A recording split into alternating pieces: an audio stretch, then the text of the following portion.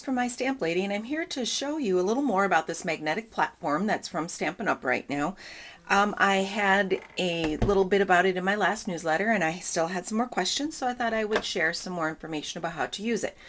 The magnetic platform has these little round magnets in this area. It's kind of a lighter area here. In this area of the platform. And that does mean, because they are the little round dot magnets, and I'm sure you can't see it on there, but there's one here and there's one there, so there's a little space in between them that is not magnetized. And that comes into play a little bit with the edgelets, but not with the framelets. So I put down my platform. If you have a flat platform, acrylic pad, I'm sorry, that works best. The straighter or the flatter the acrylic pad is, the best it works. I took one that is well used, but I ran it through several times, flipping it, so now it's fairly straight. I labeled that one so that I know I want to use that with the bottom of my magnetic platform.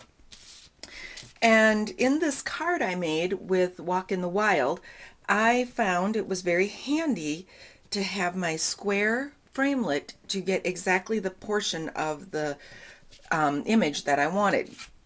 So I watercolored this moose image on watercolor paper. I'm going to place it down on I have the magnetic platform, the acrylic pad, and my framelit, and it grabs it. So now it's holding it. I mean, I can move it around still, but it is holding it so that it won't slide around on its own.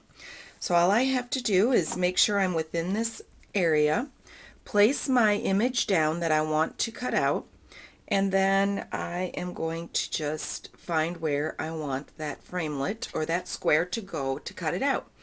And this will hold it. I don't need any post-it note. I don't need any tape. It will hold it well enough in place while I run it through.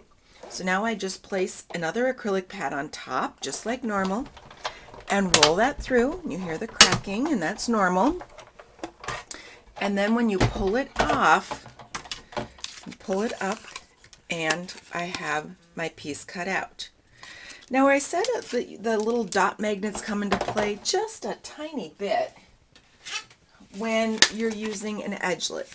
They do work wonderfully. Now, I haven't used this one since I've got my magnetic plate, so I can take off this tape. I don't need that. So if I'm going to cut a little edge of this paper here, I can put it down and hold it straight.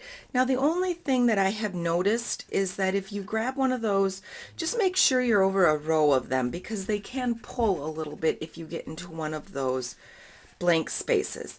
But if you make sure that it's well in place when you run it through, it's not moving, it will work just fine.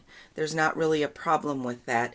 But if you happen to plop it down in between one of those little dead spaces, it may pull a bit. So just make sure it's in place where it belongs.